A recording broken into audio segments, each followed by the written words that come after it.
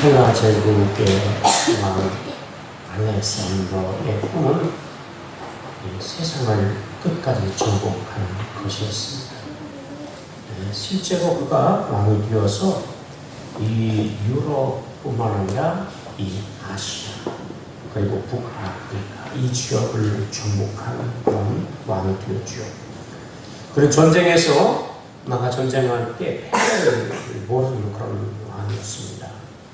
이 중앙아시아를 정복하고 그 다음에 저기 이제 더 내려가서 인도를 정복하기 위해서 군사를 일격할 때에 이 장나를 위해서 더 이상 진군이 안 되는 거예요. 전쟁이 얼마나 필요하고 지치겠어요. 이렇게 세계 정복을 꿈꾸고 패배를 이뤘던 이 알렉산더 대왕이 자기 충성스러운 부하들의 그 말을 잊을 수가 없었어요. 전쟁에 진 부하들이 그에게 이런 말을 했습니다. 세계 끝까지 가는 것이 당신에게 어울리지는 못지만 우리에게는 어울리는 일이 아닙니다. 우리는 모든 것을 얻었지만 아무것도 가진 것이 없습니다. 라고 이렇게 이야기를 했습니다. 그 이야기를 듣던 이 알렉산더 대왕이 인도 정복을 강행하다가 그 말을 듣고 곰곰이 생각했습니다. 지금까지 수많은 전쟁을 통해서 많은 나라를 정복하고 그게 큰 나라를 이루었지만 모든 것을 다 가진 것 같은데 그렇게 보면 아무것도 안 가진 것 같아요. 그런 생각이 들어요. 사실 세계를 가진 것 같지만 그러나 돌아보니까 자기 손에 아무것도 안 없는 것 같아요. 그래서 인도 정복을 포기하고 그가 돌아오게 됩니다. 그런데 돌아온 과정에 병이 나서 열병이 생겨서 이 바빌론에 와서 거기에서 32살에 20세의 왕이 되는데 32살에 거기에서 이제 죽게 돼요. 젊은 나이에 죽은 거예요. 그러면서 죽을 때 자기가 유언을 남기는데 자기의 시신을 처리하고 장례를 지을 때 관을 메고 이제 그 바빌론의 거리를 갈 때 관문에 그 뚜껑이 닫혀 있는데 그 양쪽에 그 구멍을 내서 자기 손을 이렇게 내밀러 나오게 해라 이렇게 해서 이루는 것입니다. 자기 묻을 때에도 그런 상태, 관에다가 다시 손을 넣지 말고 그 상태 그대로 묻어. 그러면서 자신이 예전에 부하들에게 들은 말을 생각해 보니까 인생이 그저 세계를 정복하는 모든 것을 가진 것 같지만 그러나 이 죽음이라는 이 앞에서는 빈손으로 갈 수밖에 없는 그런 존재구나. 아무것도 가질 수가 없다는 것을 그리고 자기의 죽음을 통해서 마지막 죽음의 순간에 이렇게 유언을 남기면서 세상의 모든 사람들 가운데 우리 인생이 빈손으로 가는 것이 인생이다. 아무것도 가져갈 수 없는 것이 인생이라는 걸 강조하는 것입니다. 여러분 우리가 세상을 살면서 세상의 모든 사람들이 이 세상에 있는 모든 것을 다 가지려고 얼마나 수고하고 노력하고 애를 쓰는지 몰라요. 공부하는 것도 그렇고 우리가 직장에서 일하는 것도 그렇고 우리가 사람을 만나서 여러분 사업을 하는 것도 그렇고 모든 것이 사람들이 더 많은 것을 가지고 누리려고 여러분 애를 쓰고 그렇게 수고를 합니다. 그런데 여러분 사실 우리가 인생이 이와 같이 우리가 수고하고 애를 써서 세상의 모든 것을 다 한다고 사실은 인생이 아무것도 마지막에는 가질 수 없는 것이 인생입니다. 하나님이 없는 인생은 바로 그런 인생이라는 사실을 우리가 오늘 기억해야 될 줄로 믿습니다. 여러분 성경에 사도 바울은 고린도후서 6장에서 이런 말을 했어요. 예수 믿는 것은 그 당시에 여러분 핍박을 받고 여러분 그저 있는 것까지 다 빼앗겨 버릴 수밖에 없는 그런 심지어 자신의 생명까지도 잃을 수 있는 그런 신앙을 지킨다면서 이렇게 어려운 문제였어요. 그래서 세상으로 볼 때는 여러분 그저 극히 믿음의 사람들이 가진 것이 없고 가난한 자 같았어요. 그러나 바울은 고린도서 6장 10절에 이렇게 고백을 합니다. 근심한 자 같으나 항상 기뻐하고 가난한 자 같으나 많은 사람을 부욕해 하고 아무것도 없는 자 같으나 모든 것을 가진 자. 할렐루야. 그리스도인의 삶이, 예수를 믿는 자의 삶이 세상에서는 마치 가진 것이 없이 가난한 자의 모습이라 할지라도 예수가 있는 인생은 모든 것을 가진 그 인생이라고 그렇게 고백을 하고, 바울은 이런 비밀을 알았어. 세상에서 우리가 여러분 그저 많은 돈을 갖고 좋은 집을 여러분 갖고 여러분 그리고 많은 땅과 여러분 그저 뭐 많은 것을 갖는 것은 참 우리가 부유함을 누리는 것은 나쁜 건 아니에요. 그러나 신앙을 지키면서 믿음을 지키면서 여러분 가난할 수밖에 없는 그런 삶, 그래서 우리가 세상에 볼 때는 참 비천하고 여러분과 비천하게 느낄 때가 있지만, 그러나 바울이 이야기하기를 아무것도 가진 것이 없지만 모든 것을 가진 자, 부유함이 그에게 있다는 사실. 오늘 이 사랑하는 성도들이 여러분이가 오늘 세상에 삶과 표비할 때 가진 것이 적다 할지라도 예수 그리스도 통해서 그 부유함을 누리는 그런 은혜가 있기를 축복합니다. 아멘. 예수로 충만해지잖아요. 우리가 예수님 만나고 예수님 믿고 우리 마음속에 예수님 모시고 그리고 예수님으로 예수님과 마음이 충만해지면 우리 마음속에 여러분 그 예수님이라는 그 부유함의 은혜를 우리가 누리고 받게. 우리가 오늘 그런 은혜를 경험했으면 좋겠습니다. 할렐루야. 네. 세상에서 비할 때 이렇게 상대적으로 조금 부족할 수도 있어요.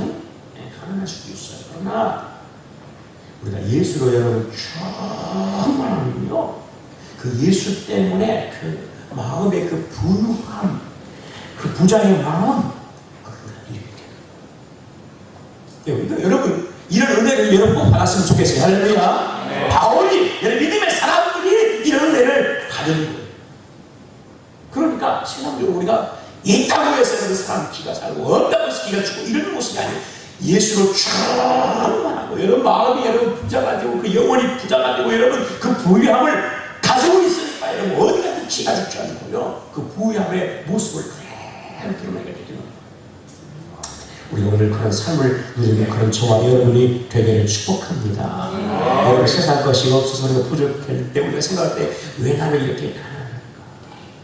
아니 우리가 있어도요, 사람이 그잖아요, 자꾸 비교하고 있어. 내가 좀 부족하면 여러분 나는 왜 그 사람보다 가난할까? 내가 없을까? 이렇게 우리 자꾸 예수 믿는 사람, 예수님께서 우리에게 이미 많은 것을 주시고 누리게 했음에도 불구하고 우리 마음이 왜 이렇게 가난해져 있는지 모르겠어요. 주님께서 우리에게 많은 것을 주셨어요. 그리고 많은 누리게 하셨어요. 그런데 우리 마음이 왜 이렇게 가난해져 있는지 모르겠어요. 아니 실제로 또 가난해서 나는 언제까지 이렇게 가난하게 힘들게 살아야 되나 라고 하면 그렇게 불평하는 분도 있을 거예요. 그때 필요한 것이 뭐냐면 우리가 먼저 예수로 충만해지자. 할렐루야. 그래서 예수로 충만해지자. 아멘. 먼저 예수로 충만해야 돼. 그러면 우리가 실제로 삶이 여러분 가진 것이 가난하고 여러분 우리 마음의 부유함을 여러분 누리게 되고 우리의 상대적 가난을 위해서 좀 덜 가난하다 할지라도 여러분 우리가 왜 나는 가난할까 이런 마음이 생기게 하는 게 여러분 우리 부유함이 더 누려지는 그 은혜를 우리가 경험하게 된다는 사실이에요. 여러분 우리 심령이 여러분 그 자리 예수로 부유해지면 그 부유함을 누리게 되면요, 우리의 일도 우리의 사업도 우리의 취업도 우리의 승진도 우리의 일도 다 형통해서 삶의 부유함의 은혜가 나타나게 될 줄로 믿습니다. 아멘. 먼저 예수로 충만해서 그 은혜에 의해서 우리가 마음의 부유함, 심령의 부유함을 먼저 갖고 누려야 됩니다. 아멘. 그게 없으면 우리가요 한 달에 몇백만 원 받고 몇천만 원, 몇억만 원도요 늘 마음이 가난하고 늘 마음이 가난할 수밖에 없어요. 그래서 중요한 것은 예수로 충만. 할렐루야. 그래서 마음의 부유함을 누리는 그런 은혜가 있기를 축복합니다. 아멘. 지난 금요일날요 어떤 일이 있었냐면, 지난 금요일날 진도 저기 현안한데 진도 팽목항 아시죠? 세월호 기억나시죠? 팽목항 앞바닥에서 세월호 침몰이 팽목항. 그 팽목항에서 배를 타고 1시간 20분 정도 가면 관매도라는 섬이 나옵니다. 관매도. 근데 관매도에 한 사람들이 한 이제 사나? 예전에 한 400명 살았는데 주로 한 200명 산다고 그런 것 같아요. 근데 그곳에 교회가 딱 하나 있습니다. 그 교회 이름이 뭘까요? 네? 감메도라는 그 지역이 섬이 무슨 교회? 감메도 교회지 뭐가 있겠어요? 아니 한마디밖에 거기 있겠어요? 그 교회 이름 뭐라고요? 감메도. 그 감메도 교회가 우리 합동지기입니다. 네. 근데 그 교회에서 목회하시는 목사님이 제가 예전에 부교육자 있을 때 그 교회 집사님이었어요. 근데 은혜 받고 하나님의 소명을 받아서 늦게 신학을 했어요. 나이는 저 같은데 한참 후배예요. 안 봐. 그 목사님이 어쨌든 간에 좋은 관계에서 이루어졌기 때문에 지금도 기억하고 예전에 한번 갔다 그냥 바로 올라온 기억도 나고 그러는데 어쨌든 간에 근데 그 목사님이 일이 있어서 이제 그 섬에 나오셨어요. 13일 날 겸사겸사 이제 올라오시니까 이제 저도 한번 만나고 싶고 해서 저를 찾아오셨어요. 그래서 13일 날 하루가 올라오셔가지고 하룻밤을 이제 금사에서 이제 저희 집에서 주무시고 그리고 이제 그 다음날 가셨는데 근데 이 목사님이 이 간증을 하는 거예요. 뭔 간증을 하냐면 그 감메도라는 섬 노인들밖에 없어. 젊은 사람을 찾아볼 수 없어. 목사님이 지금 이제 내물은 이제 60인데 제일 젊어. 60인데 제일 젊어. 근데 이 다 뭐 70, 80, 90 이렇게 사는 노인들만 이렇게 보이냐 한 20명 요즘도 그 20명도 안 되는데 왜냐면 뭐 나이 드시니까 요양원 가야 되고 병원 쫓아가야 되고 뭐 자녀 집에 가고 이래 보니까 교민들이 한 13명대 예배 이렇게 드리는 거예요 지금. 근데 이분들이 교회에서 나와서 헌금하는데 지금도 3천 하시는 분들이 많은데 3천 그런 교회니까 이게 다른 교회에서 축원하지 않으면 성도를 후원해주지 않으면 교회가 유지할 수가 없는 그런 상태. 그런데 이 교회가 어떻게 해가지고 재정을 아껴서 4천만 원을 지금까지 모아놔 4천만 원. 대단하죠? 네. 그래서 목사님 사례가 막 몸빵 뛰고 나는 건 아니에요. 밥 먹고 살펴주고 아무도 어쨌든 모아서 4천만 원 모았는데 이 교회가 날려가지고 여러분 그냥 냄새가 나고 곰팡이가 쓰고 그냥 이래요. 그래서 막 또 춥고 교회는 그래가지고 목사님이 어떻게 교회를 다시 건축해야 된다 마음을 가지고 기도하는 중에 하나님 감동을 주셨어. 그래, 건축을 하자 했는데 재정이 4천만 원이었는데 이 4천만 원을 갖고 공사를 하는 게 이게 되면 안 됩니다. 공사를 하는데요. 작년 2월 3월 달에 입당 예배를 드렸는데 근데 재정이 얼마나 되면 4억 6천만 원 4억 6천만 원 재정은 4천만 원 가져가요. 근데 이게 믿음으로 시작하자 해서 시작을 했는데 4억 6천만 원 공사를 했다. 근데 빚을 하나만 주고 다녔다고 엄청 자랑을 나한테 하더라고요. 쓰기다. 자랑을 엄청 했어. 자기 교회 그렇게 작은 교인도 없고 다 노인들밖에 없는 그런데 4억 6천만 원 성전을 제 교회를 쳤는데 빚이 하나 없이 깔끔하게 그렇게 쳤다고 막 자랑을 막 하는 거예요. 그런데 여러분 근데 교인들이 목사님들이 건축을 나갈 때 별로 시큰둥 했대. 그 노인들밖에 없는 교회 뭘 이렇게 또 건축을 하나 싶을까. 근데 목사님은 그렇게 해놓으면 타지에서 오셔서 수련회도 오시고 이렇게 또 쉬도 오시고 그러면 그렇게 좋은 장소에 쉬고 또 이렇게 예배 드리고 수련회도 좋겠다. 그런 마음을 가지고 이렇게 건축을 시작했다. 그래서 이렇게 지었는데 건축하는 동안에도 교회의 집사님이나 권사님들이 관심이 별로 안 가졌다. 근데 얼마나 어렵겠어. 근데 목사님 사모님 어려울 때 그 재정이 필요할 때마다 하나님 앞에 막 기도하고 막 하나님 기도해 하나님을 도와주셔 없습니까? 그 하나님만 찾은 거예요. 그 기도로 하나님 앞에 이 성전을 지었다고 하면서 하나님이 중간중간에 여러분 그냥 건축하면서 비용을 칭의할 때가 목돈이 생길 때마다 이거 어떻게 갚아해? 그런데 하나님이 막 기도하면 하나님이 그때마다 희한하게 딱 필요한 만큼만 보내주시고 필요한 것만 보내주고 마지막 장도 1억 6천 남았는데 그 1억 6천도 다 한꺼번에 그냥 누가 보내주시고 어떤 권사님 보내주시고 싹 치워요. 잘하고 엄청 하시더라. 하나님이 그렇게 역사합니다. 우리 하나님 가난한 하나님이 아니에요. 할렐루야. 네. 하나님 기가 막히게 역사했다고 자기는 간증만 들었지 내가 이렇게 채울 줄 몰랐다고 이야기를 하시더라고요. 더 기가 막힌 일이 있어요. 뭐 이야기가 있냐면 여러분 그때 올라오실 때 어떤 일이 있냐면 이 감메도 목사님 오시냐 내가 이렇게 보는 제 아는 목사님이 양복을 하나 해드렸습니다. 노가디스. 되게 좋은 양복, 노가디스. 양복을 함부로 해줬어. 근데 이게 그냥 된 게 아니에요. 이 목사님께서 양복을 해주는 목사님께서 SC 수련회 때 오셔가지고 저한테 이야기한 거예요. 어느 SC 봉사실 목사님 양복 한번 해주고 싶다고 그 목사님. 나한테 얘기한 거예요. 그래서 그 목사님한테 전달해 주래. 그래서 예 알겠습니다 하고 내가 이제 그 목사님한테 가서 말씀을 뭐 해야 되나 전화를 해야 되는데 잊어버렸어. 진짜 잊어버렸어. 아무 생각이 안 났어. 그럼 한 일주일 있다 목사님을 또 만났어요. 그래서 목사님 이 얘기했어? 양복 한다고 날짜 잡았어? 어이 목사님 내가 잊어버렸는데 어떡하지? 아니 내가 얘기할게. 그럼 또 해줬는데 또 잊어버렸어. 진짜 생각이 하나도 안 났어. 희한하다. 이 얘기 해줘야겠다 하고 돌아왔는데 생각이 안 나는 거야. 가끔 잊어버렸어. 그러다가 강매너 목사님께서 오신다는 이야기를 듣고 양복 생각이 나는 거예요.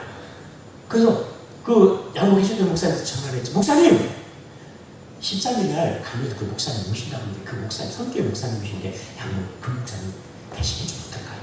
이 SC 봉사자 목사님 말고 그 목사님은 어쨌든 해주면 되니까 강매너 목사님은 나오려면 힘들어. 그러니까 그 목사님 해주면 어떨까요? 그 목사님도 그렇게 하지. 그래가지고요. 목사님 13일 오실 때 어디서 만나냐고 이제 물어볼 때 진장에 있는 모다 아우리 아시죠? 거기서 만나자고 약속을 내가 찍어서 보내줬어. 그랬더니 오후 5시에 만나는데 5시가 넘어 한 6시 오셨어요. 왜냐면 나 오래간만 나와보니까 이 사람 만나고 저 사람 만나고 그러니까 시간이 기대해가지고 늦게 하지 않게 오셔서 오셨는데 목사님 보니까 목사님 사모님 맞이해가지고 제가 목사님 끌고 목사님 저희가 진짜 양보나 왔어 했더니 목사님이 아이 괜찮아요. 근데 말은 그냥 따보시는 거예요 또. 사모님이 귀에 따보면서 아이고 목사님 우리 목사님 양복 많아요 뭐 이러고 막 하는 거예요. 자수 드시는 거예요. 그래서 속으로는 목사님이 양복이 많으신가 진짜? 난 진짜 그냥 왜냐면 그래서 목사님 우리 목사님 양복 많아요. 그래서 막 참으시는 걸 막 못 가고 아유 그랬으니까 해도 욕했더니 목사님 아무것도 따라오시는 거예요. 목사님도 그냥 그렇게 하시다가 저는 그렇게 생각을 했는데 그래도 어떻게 뭐 그렇다고 해서 뭐 아유 많은 그만해요. 됐어요. 그럼 그럴 수는 없잖아요. 응? 오시는데 사모님께 가만히더라고요. 그래서 사모님을 그냥 또 사모님만 그냥 여러분 보낼 수 없잖아요. 그러니까 사모님들 또 같이 갔던 사모님들이 얘기했어요. 양복 목사들도 저기 뭐야 그 코너에 여성코너에 가가지고 예쁜 원피스 한번 쫙 해드리라 돈 걷어 사자. 그렇게 해서 사모님 무시에 가게 했어요. 그리고 우리는 누가 가가지고 쫙 하는데 목사님 기분이 좋아가지고 막 그러시는 거예요. 그래서 그러시는데 우리는 춤추고 해드리려고 하는데 목사님이 여름 오시는데 한물 받고 그래서 여름 온다고 여름은 없어요? 거의 다 들어갈 시즌인데 그래서 몇 개 쫙 골라주시는데 마음에 딱 있었어. 딱 아주 입으시겠다. 그래가지고 한 20분 만에 줄여가지고 바지 다 죽여가지고 딱 이제 맞췄어요. 근데 사모님을 모시고 가면 사모님 모시고 갔잖아요. 근데 거기서 저는 못 들었는데 나중에 사모님이 얘기했는데 거기서 이런 얘기를 했다는 거예요. 세상에 이제 모처럼 여러분들 서비스 나와가지고 여러 가지 일 때문에 또 집안에 사실은 조카가 결혼한 게 그것 때문에 미리 나와서 여기저기 돌려보고 이제 저도 만나보고 이렇게 가려고 하는 건데 그래서 이제 부담스럽게 옷을 사준 건데 사주게 됐다고 했는데 사모님이 그러는 거예요. 이제 조카 결혼식에 양복을 입어야 하니까 그래서 모처럼 양복을 이제 꺼내서 이제 보는데 그 양복을 주면서 딱 했는데 바지가 구멍이 나 있더라고요.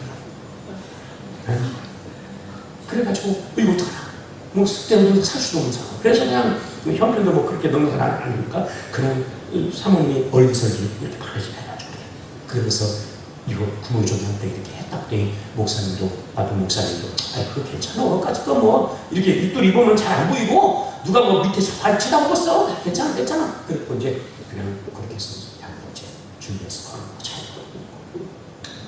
세상에 여러분 그잖아요. 그렇게 생각하고 그렇게 왔더니 세상에 그 구멍난 양복 입으려고 했더니 하나님께서 그냥 희게 그죠? 여름 양복 노가지스 최고 좋은 양복 최고 비싼 거 최고로 좋은 양복 세상에 하나님 기가 막히게 준비해놓은 할렐루야. 아멘. 그래서 한 번도 입었지 않은 새 양복 옷장에 갔죠. 여러분 조카 결혼할 때 여러분 새 양복 입고 가요? 한 번도 안 입은 거? 다 입었던 거 입고 가죠? 목사님 세상 하나님이 새 양복 한 번도 안 입은 거라고 조카 결혼식 가면 딱 할렐루야. 하나님 진짜 그러면서 생각했어. 야, 하나님 어떻게 이렇게 기가 막히게 채워주고 기가 막히게 역사를 누리게 하시는 거야. 이야, 신자가 신기다 신자. 하나님 그렇게 역사하고 주시더라고요.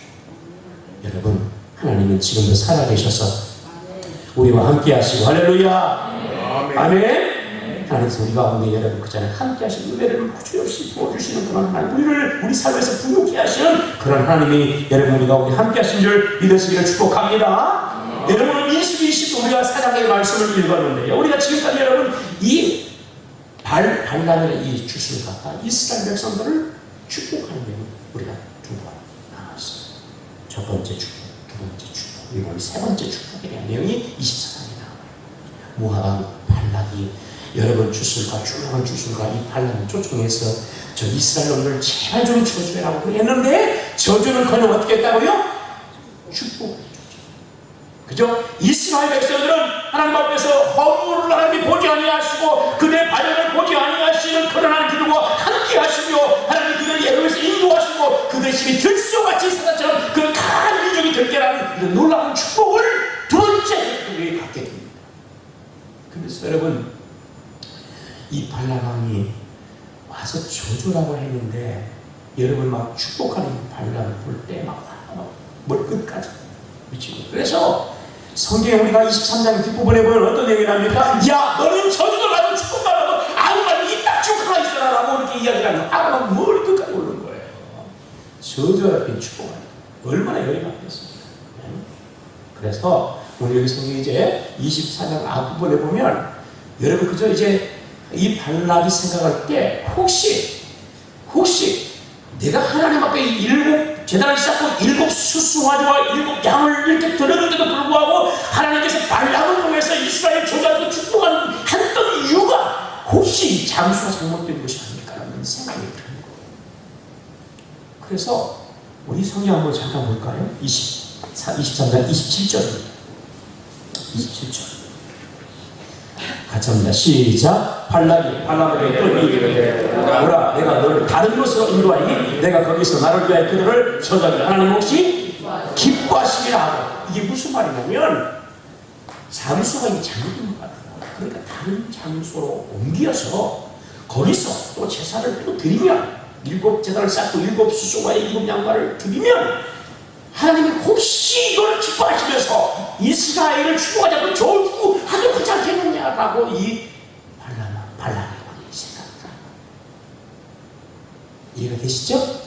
그래서 이건 장소 문제입니다. 아무리 생각해도 이게 어떻게 이렇게 될 수 있냐. 내가 제단을 일곱 개나 쌓고 수양을 수소를 이렇게 드렸는데 어떻게 이렇게 두 번이나 이렇게 축복을 할 수 있냐. 이거 문제는 장소 문제니까는 다른 장소로 혹시 옮겨서 드리면 하나님이 기뻐하면서 이스라엘 저주하고 되지 않겠냐는 생각이 듭니다. 그래서 발람을 이끌고 다른 장소로 가는데 28절에 보면 그 산이 부올산 꼭대기, 부올산 쪽으로 올라가요. 그리고 거기에 또 제단을 7개를 쌓죠. 그리고 이렇게 만들고 거기다 수송아지와 술당을 들여서 하나님께 제사를 또 올려드립니다. 그러면 이스라엘이, 그죠? 이스라엘 저주하다고 얘기했어요. 근데 이것은 착각이었어요. 너무나 터무니없는 생각이었어요. 그죠? 아무리 자신이 여러분 이와 같이 정성을 다하고 여러분 그죠? 많은 재물을 들여서 하나님께 제사한다 할지라도, 아니 다른 장소를 선택해서 드린다 할지라도 하나님이 어찌 이스라엘 백성을 발람을 통해서 저주할 수 있겠어요? 이건 잘못된 생각. 그게 발람이 그런 생각이었어요. 우리가 하나님 앞에 예배할 때 여러분 우리가 때로는 그런 것 같아요. 어떤 외형적인 거, 어떤 장소적인 거 생각할 때가 많아요. 그죠? 크고 좋고 아름답고, 그죠? 이런 장소에서 예배하면 하나님 막 기뻐하고 작고 낡고, 조금 전에 아까 얘기했잖아요. 감회가 그런 성교에서 그냥 지금은 그런 교회에서 막 그냥 냄새나는 그런 것을 드리면 하나님이 그런 하나님의 예배를 안 받으시고, 그런 분이 절대 아니라. 할렐루야. 어떤 장소나 일용적인 문제가 하나님이 받으시는 기뻐하는 예배는 여러분 상한 심령을 가지고 주님 앞에 나와야 되고, 그게 심령을 가지고 주님 앞에 나와야 될 줄 믿습니다. 심령과 진리 우리의 몸 마음을 다할 때, 예배할 때 주님을 기뻐하는 것이 외형적인 어떤 경우가 형태나 모습이 절대 아니라는 사실. 아멘. 아멘. 하나님 깔끔하게 입고 봐야 되겠지만 그런다고 하나님이 은혜를 받으신 건 아니잖아요. 우리가 신령의 상태가 어떤 마음입니까? 하나님의 은혜를 얼마나 사모하고 가난 심령을 하면 여러분 주 앞에 나오는 날을 하나님 더 기대하시고 이것을 기뻐해 주실 줄로 믿습니다. 아멘. 주님 앞에 우리가 이렇게 할 때는 그 예배를 기뻐하고 받으시고 그리고 그 소원에 응답해 주실 줄로 믿습니다. 아멘. 자, 그런데 오늘 여기 이제 이 바다를 생각하고 거기에서 오늘 분사곡대에서 이렇게 재단을 쌓고 여러분 그죠? 또 하나님의 그런 신탁을 이제 듣기 위해서 기대하고 있습니다. 근데 발람이 오늘 여기 승리해 보면 이제 하나님께 그저 이 제사를 드리고 난 다음에 자신이 이제 하나님의 그런 영이 그에게 임합니다. 임하는데 자, 오늘 3절 4절을 같이 한번 해볼까요? 시작. 그가 예언을 전하여 말하되 부올의 아들 발람이 말하여 눈을 감았던 자가 말하며 하나님의 말씀을 듣는 자, 젖는 자의 완성을 보는 자, 엎드려 눈을 뜬 자가 말하기를. 이 누구를 말하면 발람 자신을 말합니다. 발람 자신. 그래 성경에 여러분 이 발람이 이제 산꼭대 부르스가 꼭대에 올라가지고 어디를 제사를 드는데 어디를 바라보냐면 1절에 보면 여러분 이스라엘이 여러분 그저 쭉 이스라엘이 광야에 있는 그 이스라엘을 어떻게 해서 바라보는 광야에 이스라엘이 막 진짜 막 치고 있잖아요. 광야에. 근데 그 꼭대에서 이스라엘 진짜 이렇게 바라보고 있었어요. 그러면서 그때 하나님의 영이 오늘 성경에 보니까 하나님께서 영이 이스라엘 보면 그에게 임해서 하나님의 말씀을 이제 전하기 시작하는데 하나님의 말씀을 전하기 시작하는데 이 전하는 발람이 어떤 자였냐면 오늘 우리가 성경 이야기하기를 눈을 감았던 자이다. 눈을 감았던. 어떤 자라고요? 눈을 감았다고 해서 눈을 감았는데 보여 안 보여요? 과거에 눈 감았던 자예요. 영적으로 깜깜한 자 아무것도 모르는 교회 다니면서도 아무것도 눈이 감면서 이렇게 모르는 사람 있잖아요. 뭐 특별히 못하고 눈이 감겨 있면서 이런 사람들. 그런데 오늘 성경 자세히 보십시다. 눈을 감았던 자에게 하나님의 말씀 4절에 하나님의 말씀을 어떻게 해요? 듣는 자, 전대 한상을 보는 자, 엎드려서 눈을 뜬 자가 되었어. 할렐루야. 주의 영이 임하니까 여러분 어떤 사연이냐면 눈이 감겨져서 아무것도 여러분 볼 수 없고 구별을 못하는 이런 자연인데 하나님의 영이 임하니까 뭐예요? 그때서 여러분 오늘 보니까 여호와의 말씀을 듣는 자, 환상을 보는 자, 엎드려서 눈을 떠서 여러분 보는 이런 자가 됐다는 거예요.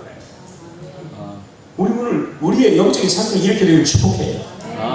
아멘. 하나님 이런 자가 돼요. 우리 교회 다니면서도 여러분 그잖아요. 여기 세상에도 아무것도 구별도 모르고 그냥 모르겠어. 그거 힘든 것 같아. 몰라. 잘 눈이 소리가 만든다. 분명한 확실한 듣고 보고 아멘. 눈을 뜬 자와 같은 여러분 성도가 되기를 축복합니다. 영적으로 그냥 담겨서 아무것도 몰라. 여러분 세상 사람들 물어봐도 응? 그냥 몰라. 다녀봐. 어떻게 알겠지? 이런 소리 하지 마요.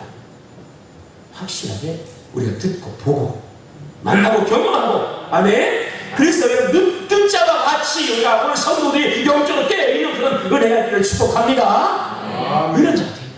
이런 자가 이제 하나님 여기 임해서 막 말씀을 선포하기 시작합니다. 하나님의 말씀을 막 선포하죠. 왜? 하나님의 말씀이 보여졌고 들려졌고 하기 때문에. 그러면서 이제 오전에 여러분 네 가지 축복을 이야기합니다. 몇 가지라고요? 네 가지입니다. 5절 같이 한번 시작. 야곱이여 내 장막이 이스라엘이여 내 거처들이 어찌그리 아름다운 곳. 첫 번째 세 번. 그러니까 크게 세 번째 이제 하나님 말씀이면서 하나님 말씀 전하는데 그 세 번째 축복 가운데 첫 번째가 뭐냐면 5절의 말씀입니다. 야곱의 내 장막이 이스라엘의 거처들이 어찌그리 아름다운 곳. 지금요 발람이 주술가가 여러분 부월산에 꼭대기 올라가서 어디를 봤냐면 광야를 쫙 쳐다보는데 이스라엘이 거기가 어디다 이 텐트를 쳤냐면 장막을 쳤냐면 이 광야에 치는 어디에 쳤다고요? 광야. 우리가 앞에서 읽었잖아요. 24절에 하반절에 그의 낯을 광야로 향했더니 거기 이스라엘 주님이 쫙 쳐있는 거예요. 그러니까 광야에 쳐있는 거예요. 광야는 여러분이 아는 것처럼 여러분 사람이 살아갈 수 있는 장소예요. 살아갈 수 없는 장소예요. 예? 거기에 무슨 숲이 있는 것도 아니고 푸른 초당이 있는 거 물이 흐르는 곳이 아니고 사람이 살아갈 수 없는 곳이 어디냐? 광야. 아무것도 없는 것이 광야. 예? 이게 광야입니다. 지금 거기에 여러분 이 텐트가 여러분 이 장막이 쳐져 있는데 그 이스라엘 지칠 때 뭐가 아름답겠어? 아무 수박이 없는 그런 그 거친 광야에 처했는데 뭔 소망이 있고 여러분 그걸 보면서 아름답다, 좋다. 이 우리가 영어로 이걸 좋다, 아름답다를 굿이라고 해요. 좋다, 가장 좋다, 최상급의 그런 의미예요. 그리고 복되다 이런 의미가 있는 거예요. 그걸 보면서 야 최고로 좋다, 아 복되다 이렇게 지금 표현하고 있는 거예요. 아니 무슨 광야가 그런 거예요. 근데 여러분 우리가 여러분 그잖아요. 이스라엘 백성들이 푸른 그런 수단과 숲이 우거진 곳이고 여러분 뭐 그냥 화려한 도시의 가운데 이스라엘 백성이 가운데 이야 아름답다 좋다 이렇게 우리가 표현할 수 있어요. 근데 그렇잖아요. 왜 그러면 오늘 이 발람이 이렇게 그죠? 이 장막이 아름답다라고 이 거처가 아름답고 이렇게 감탄하면서 표현합니다.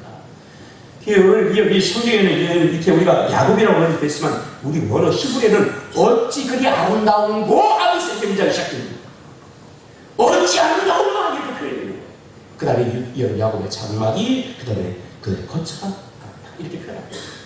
그러니까 막 감탄을 못하는 어찌 이렇게 아름다우냐 어찌 이렇게 아름다우냐 왜 그들의 거처가 그들의 장막이 아름다운가? 그것은 그들 가운데 하나님이 함께 하시고 그들이 여러분을 젖과 꼬리를 따고 인도하실 것이고 할렐루야. 그 민족의 하나님 은혜 가운데 벌써 그런 은혜를 하나님께서 그들의 민족 가운데 주시니까 그들이 살아가는 앞으로의 모습을 바라보니까 너무너무 아름답게 보여지는 거예요. 할렐루야. 아멘. 여러분 우리 아이들을 볼 때 우리가 너무 아이들을 사랑해야 하는 사람이에요. 아이를 낳았을 때 그 조그만 아이가 똥 싸고 여러분 오줌 싸고 그냥 빡빡 기어대는 이놈의 새끼를 볼 때 여러분 그 애가 여러분 그냥 아이고 이놈이 사람 주도 못해 아이고 이놈 새끼 이런 위 아이고 뭐요 사랑스럽게 보이니까 뭐요 그 아이가 여러분 그저 꿈이 끼고 희망이 끼고 이놈을 통해서 내 꿈이 펼쳐질 생각하니까 막 기분이 좋고 그러니까 뭐 걔를 보면서 똥 싸니까 좋아 어떻게 예뻐 너무 예뻐 이런 소리 나오잖아요. 사랑하라. 하나님께서 이스라엘 민족을 그렇게 사랑하시고 그렇게 복을 주시고 할렐루야. 그 백성과 함께 하시고 그를 인도하시고 적과 군자시라고 하나님이 주신 놀라운 복을 그들이 누리는 거룩한 복된 백성이니까 아름답게 보여지는 거예요. 할렐루야. 우리 자녀가 미래가 여러분 어떻게 하나님께서 펼치고 오는지 이런 보람 우리가 믿음을 바라보니까 그 아이가 더 사랑스럽고 아름답게 보이는 거죠. 우리가 오늘 하나님 앞에 이런 존재 할렐루야. 이스라엘 존재들이 저와 여러분 그런 사람들이에요. 지금의 꼴을 볼 때 여러분 그저 광야같이 우리 삶이 거칠고 아무것도 없고 여러분 희망이 안 보이는 것 같지만 그러나 하나님이 함께하는 인생은 여러분 그저 하나님께서 보실 때 아름답다 할렐루야. 우리 오늘 그런 복된 삶을 그런 아름다운 그런 삶을 오늘 살아가는 그런 은혜가 여러분 가운데 펼쳐지기를 축복합니다. 아멘. 아멘. 함께 하시는 그 놀라운 그런 은혜들이 나타나게 돼요. 두 번째는 두 번째입니다. 성경에 두 번째 우리 6절입니다. 6절 시작. 그 벌어지는 골짜기 같고 강가의 동산 같으며 여호와께서 섬기신 피난물들 같고 물가의 백정목들 같도다. 7절 3번절에 보면 그 문통에는 물이 넘치고 그것이는 많은 물가에 이슬을 봐. 이게 이스라엘의 번영과 풍성함, 번성과 풍성함. 그러니까 6절에는 네 가지를 이야기합니다. 비유를 얘기하는데 벌어지는 골짜기 같다. 강가의 동산 같다. 여호와의 심으신 신양목 같다. 그다음에 물가의 백향목 같다. 네 가지. 그렇죠? 이 벌어지다는 의미는 펼쳐져 있다. 쫙. 우리가 높은 공중에서 보면 여러분 높은 공중에서 보면 높은 산이 있으면 그 산을 중심으로 골짜기들이 쫙쫙 뻗쳐 있어요? 안 뻗쳤어요? 여러 가지로 쫙쫙 뻗쳐 있어요. 그런 것처럼 이스라엘 민족이 뭐요? 그렇게 쫙쫙 물이 흐르는 그런 골짜기처럼 그렇게 쫙쫙 뻗쳐서 나갑니다. 아멘? 그 민족이 그렇게 번성한 것이다. 강가의 동산 같다는 것은 여러분 동산 여기서 그냥 우리가 큰 야산을 말하는 게 아니에요. 동산의 의미는 가수원같이 갓겨준 그리고 담과 울타리를 채워준 그런 동산을 말하는 거예요. 그걸 언어의 그 의미가 그런 거예요. 그런 동산. 그런데 이 동산에 우리가 가수원이 있다면 그 동산의 가수원이 여러분 우리가 가수 나무를 키우기 위해서 막 그저 사람들이 물을 갖다 끌어대고 물 주고 이러잖아요. 그런데 이 동산은 어떤 동산이냐? 그런 동산이 아니고 물이 뭐요? 강가에 있는 강이 이렇게 흘러가는 그런 동산이에요. 물걱정 할 필요 있어요? 없어요? 없어요. 그냥 사시사철 늘 과일이 맺죠. 과일이랑 큰 산입니다. 동상 같은 그런 하나님께서 이스라엘 민족을 그렇게 풍성하고 번영하게 하신다. 그 다음에 여호와께 숨기신 뭡니까? 침향 뭐 알아요? 침향 들어봤어요? 침향? 그 침향 여러분 우리가 그 신전이나 제사할 때 쓰는 그 향 있잖아요. 나무 향. 그러니까 향나무도 쓰지만 가장 고급스럽게 침향으로 만든 나무입니다. 근데 이 나무는 그냥 이 향나무는 그냥 나무가 아니고 거기서 이 침향이라는 그 액이 있어요. 그걸 다 빼고 그냥 열기로 그냥 쫙 집을 다 빼냅니다. 그 나무의 침을 다 빼내고 그 빼내고 남은 그 마른 나무를 이제 갈아가지고 그 향을 피우는 용도로 씁니다. 그것도 엄청 비싸게 주는 거예요. 향이 너무 좋으니까 별로 안 타게 만들고. 근데 그 액이 뭐냐면 그 나무에서 뺀 그 액 있잖아요. 그게 뭐냐면 우리가 유명한 그 침향. 우리 일본 방송 보면 침향 그 한 같은 거 방송 많이 팔죠. 그걸 먹으면 안 돼요. 그 나무로 찌꺼기를 만들고 진짜는 이 베트남이나 그다음에 일부 지역에서 나오는 거기서 이 침향나무 거기서밖에 안 나옵니다. 세계적으로 없어요. 우리나라도 없어요. 거기만 딱 나와요. 그 베트남 가면 여러분 여행 가면 어디로 이제 데리고 가요? 침향판에 데리고 갑니다. 커피와 같은 데 데리고 가요. 그 침향이 오리입니다. 베트남에서 나오는 걸 제가 사는데 그 침향이 그 나오는 그 에기스가 이제 농도에 따라 틀리는데 요즘은 이제 새로 개발돼서 나오는 그 침향을 먹으면 혈관 우폐물 있죠? 네, 그 약선전을 받네. 이상해요. 어쨌든 근데 그 효능이 과학적으로 증명됐어요. 그래서 노폐물이 20년, 30년간 쌓인 노폐물들이 녹아서 다 없어요. 이게 녹아서 아예 없어져요. 그래서 평생에 나이 드신 분들은 침향을 한 번만 그래서 먹으면 된다고. 3개월, 10개월 먹으면 끓는다고. 그래서 혈관이 깨끗하게 쳐있습니다. 그거를 병원에 약을 먹기 전에 가서 체크하고 약을 3달이나 6달 먹고 체크하면 확연하게 의학적인 치료에서 쫙 데이터가 나와요. 달라지셨구나. 그래서 이제 뇌경색이나 심장이든 심장 병색이나 이런 분들이면 그래서 치료를 쓰는 말을 합니다. 어쨌든 간에 그런 효능이다. 그게 바로 침향.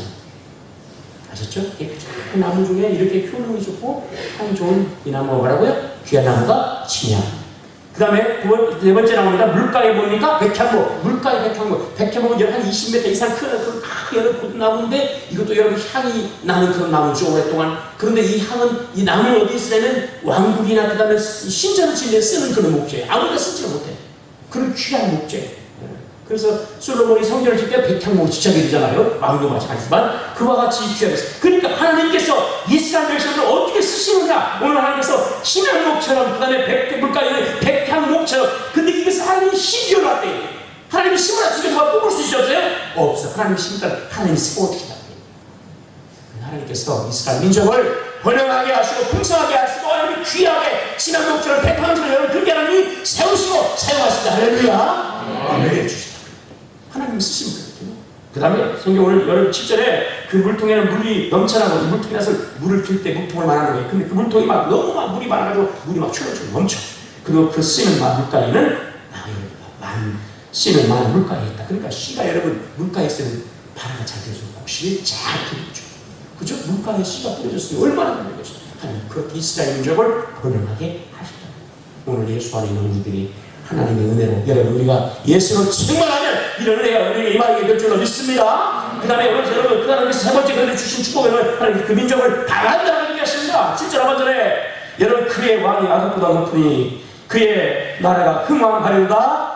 8절에 하나님이 그를 애굽에서 인도하여 내셨으니 그 힘이 뭐가 같다? 들수 같다. 그의 젖국을 삼키고 들의 뼈를 꺾으며 화살로 쏘아 깨뜨리로다. 뚫어 안고 누움이 쏟아갖고 안사로 같으니 이를 자가 누구랴? 할렐루야.